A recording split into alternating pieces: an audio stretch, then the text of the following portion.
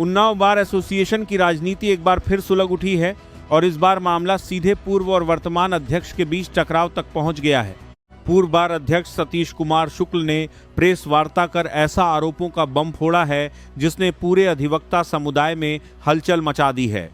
सतीश शुक्ल ने दावा किया कि वर्तमान अध्यक्ष गिरीश कुमार मिश्रा चुनावी रंजिश के चलते उन्हें लगातार निशाना बना रहे हैं।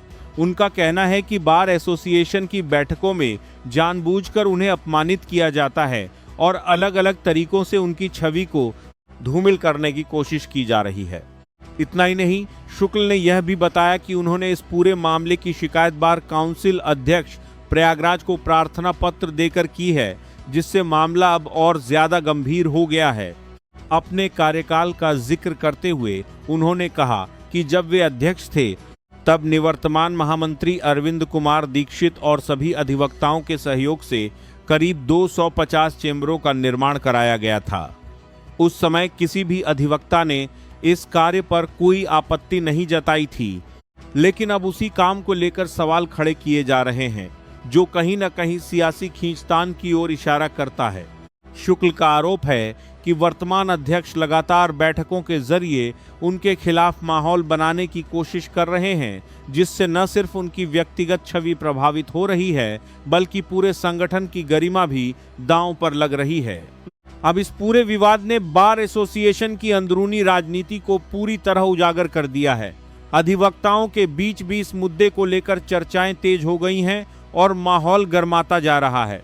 उद्देश्य है कि आप सभी जानते हैं कि वर्तमान अध्यक्ष द्वारा राजनीतिक विद्वेष की वजह से मुझे गैर कानूनी तरीके से निष्कासित किया गया था और उस पर मेरे प्रत्यावेदन पर माननीय chairman bar council of Uttar Pradesh Shri सी किशोर गौड़ द्वारा बहाली के आदेश एक सप्ताह पूर्व माननीय जिला जज महोदय उन्नाव, माननीय जिलाधिकारी जी उन्नाव के कार्यालय के माध्यम से बार को आदेश प्रेषित किए गए और जिनकी जानकारी के एक सप्ताह हो रहा है। अध्यक्ष ने अभी उस पर कोई कार्रवाई नहीं की, हमारी बहाली के आदेश नहीं किए हैं। और दूसरा एक उद्देश्य ये भी है कि जिस वजह से हमको निष्कासित किया गया विधिक रूप से कि हम अगला चुनाव लड़ेंगे फिर जीतेंगे, तो मैं फिर से चुनाव लड़ने की आज घोषणा करता हूं और अधिवक्ताओं की दम पर, अधिवक्ताओं के स्नेह की दम पर, जिनकी कृपा से मैं हमेशा जीता रहा हूं। अध्यक्ष जी, आप पर वर्तमान अध्यक्ष के द्वारा क्या आरोप लगाया गया है? किन नियमों की अनदेखी करते हुए आपका निष्कासन किया? देखिए, आरोप उनका एक बहुत सीधा साधा है और इसके लिए उन्होंने साबित करने का भी प्रयास किया। अपने लोगों द्वारा खुद जांच की, खुद भट्ठों पर गए, खुद दुकानों पर सीमेंट सरिया के गए और उनको दबाव बना कहा कि बता दो कितना सामान गया, उतना सामान गया। उन्होंने कहा जो गया वो आपके यहाँ है।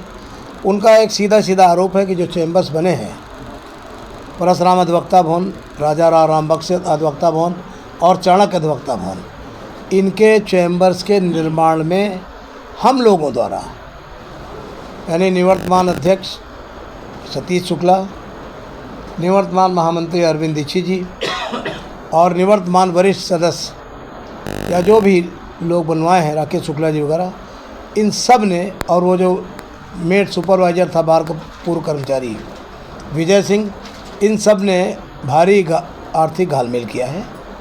और इसके लिए उनके द्वारा इनडायरेक्टली ये भी हम लोगों द्वारा बनाया गया कि हम उन्हें भी कुछ इसमें सम्मिलित करें, लेकिन हम लोगों ने उनकी बात पर तवज्जो नहीं किया। क्यों? क्योंकि हम लोगों ने ऐसा कुछ नहीं किया था। हम लोगों के सामने एक एक क्वेश्चन था और वो राजनीतिक वजह से था। हम लोग तो राजनीतिक महत्वाकांक्षा की पूर्ति के लिए हम लोगों ने ये काम किया कि जब हम वोट मांगेंगे क्या किया आपने, या आपको चैम्बर देंगे तो कहेंगे भैया हमने दिखाया आपको चैम्बर दिया, हमने तो इसलिए चैम्बर बनवाए। उनका मानना कहना है कि आप लोगों ने पैसा कमाने के लिए चैम्बर बनवाए, लेकिन सच्ची बात यह है, अब इन्हें मंत्री जी ये कई पदों पर रह चुके हैं। संयुक्त मंत्री रहे, बार के कोषाध्यक्ष रहे, बार के महामंत्री रहे, जाहिर सी बात है आगे अध्यक्ष होंगे। आपका ये था कि हम लोग हमें हमसे जुड़ेंगे कि हमारा चैम्बर दिया था मंत्री जी बनवा कर चैम्बर।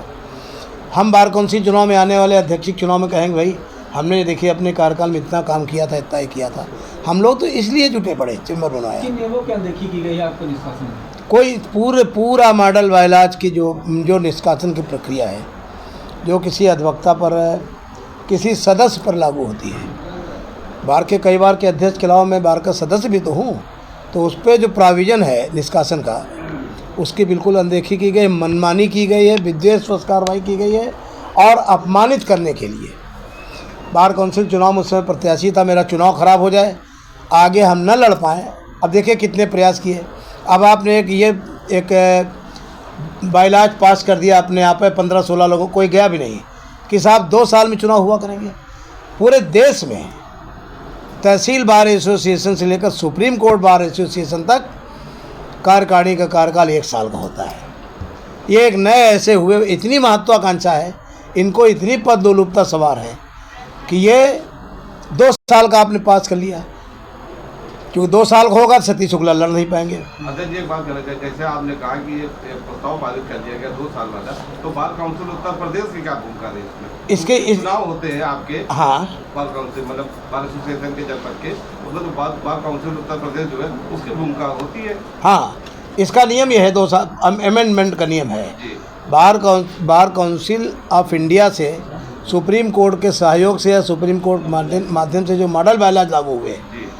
उसको ऑलरेडी रजिस्ट्रार सोसाइटी से रजिस्टर कराया जा चुका है। अब उसमें संशोधन किया जा सकता है। उसकी प्रक्रिया यह है कि वही हाउस और 2/3 का समर्थन, फिर रजिस्ट्रार के यहाँ से पास, फिर बार काउंसिल द्वारा अनुमोदन, तब लागू होगा। सबसे बड़ा सवाल यही है कि क्या यह सिर्फ व्यक्तिगत रंजिश है या इसके पीछे कोई बड़ा राजनीतिक समीकरण छिपा है। फिलहाल सभी की नजरें बार काउंसिल पर टिकी हैं, जो इस पूरे मामले में क्या रुख अपनाती है यह आने वाले समय में साफ हो पाएगा। Bureau report, Unnao.